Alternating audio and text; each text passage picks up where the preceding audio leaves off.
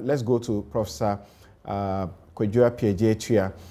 Prof, the issues are coming up that, first of all, whether you trust this process, I think that is the bottom line, that the outcome will be something that we can use. But the question is being asked, why did the police have to wait for the president to ask them to do this? Imagine even if a journalist, not some really very ordinary person, had made a statement and said there was galamsey going on, people in galamsey in the Jubilee House. Recently, a journalist, made reference to the First Lady in respect of a property or some construction that was going on, Bobiansa. They were arrested. The police picked them up without anybody, calling on them to do anything.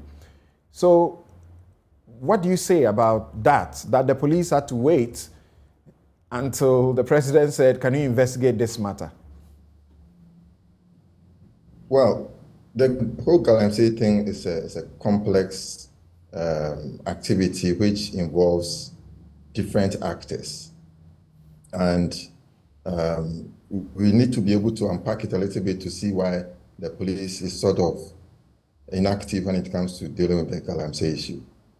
But first of all, I agree with the point that not much is going to come out of this call by the president for the police to act, because the police should have acted in the first place. And there have been several calls, Dr. Kanashibe, I know with my good friend, has gone to the police station. I've forgotten the name. Martin Pebu. Martin, yes. Yeah, they filed the petition. Exactly. Over the Akonta mining thing. Yes, and nothing has come out of it. So, according to the Mineral Commissions Act, you don't need to wait for any such call from the government or the president before you act. Number two, I am very sure that the president is aware of those who are involved in the galamsey process. And it has been confirmed by the former minister. And the whole thing is that galamsey is not just a crime. It is transnational organized crime. It's a crime that cuts across borders. And the proceeds go across borders. Some of the practices, like I say now, it is a complex network of activities. There are networked individuals involved in it, groups that are involved in it. And at the end of the day, transnational organized crime is an activity done for profit.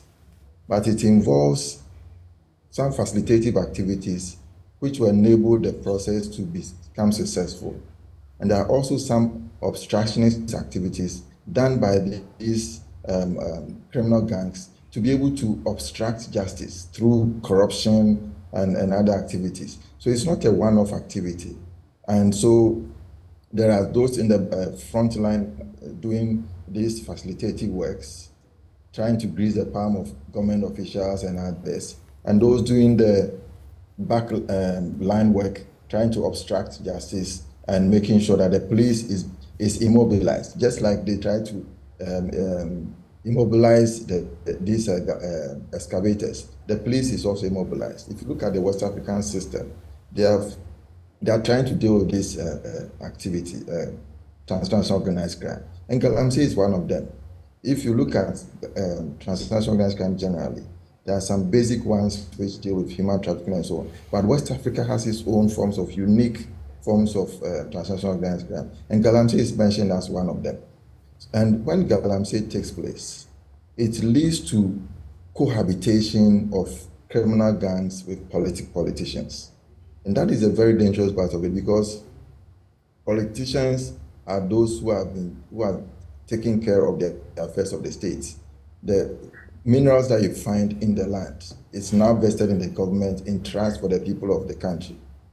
So the government has a responsibility to make sure that these resources are well protected, well exploited, and the resources shared equally among the citizens of the country.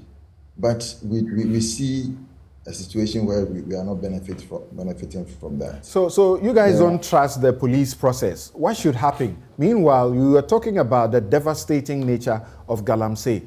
So if something has come out, something must be done. So what should happen? And what do you say to those who say you don't really have to trust, Professor Frimpong Boateng that much, because he is saying that people try to, frame him up and got him out of office. So he may be bitter and also want to get at some people. Yeah, we don't need to really rely on what Professor Frimpong Boateng is saying. But the evidence is there. There's been journalists who have been there. There have been Arim Naya has done some work. Al Jazeera has done some work. Some other environmental organizations I deal with have done some work, Third World Network and so on. So the evidence is there. We don't need Professor Frimpong Boateng to tell us about it. So even if we don't find him credible, what he has said confirms what is already there. So the question is, what do we do about it? Well, I, for one, am doing some project for ECOWAS that deals with transnational organized crime.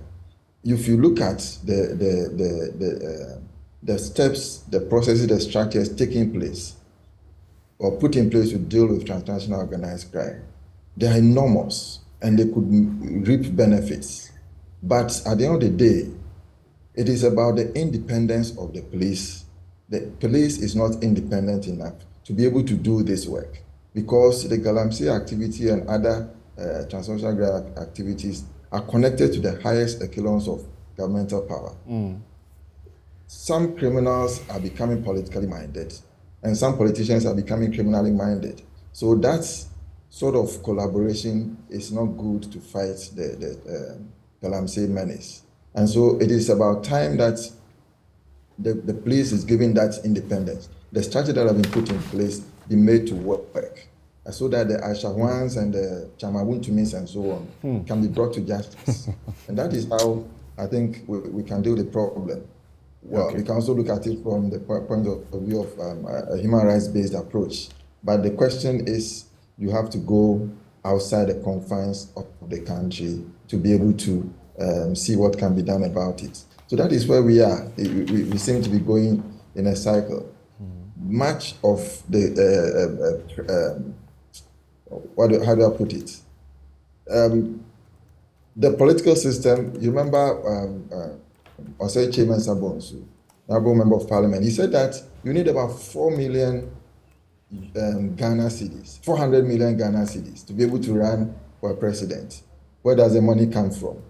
And here's a situation where we have an EC that is given the power to demand access declaration from political parties when they are registered, when they hold elections, and at the beginning of every 6 months or the beginning of any new year, they don't do that. It doesn't do that, perform that. So in that matter, we are not able to check how money goes to these political parties. And we have these political financiers, the godfathers, who are feeding money into the political parties. And at the end of the day, they determine how the government should be run. So until we deal with that,